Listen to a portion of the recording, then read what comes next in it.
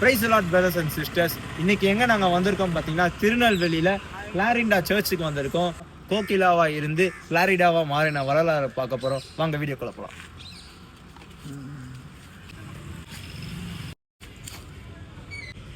Price Lord brothers.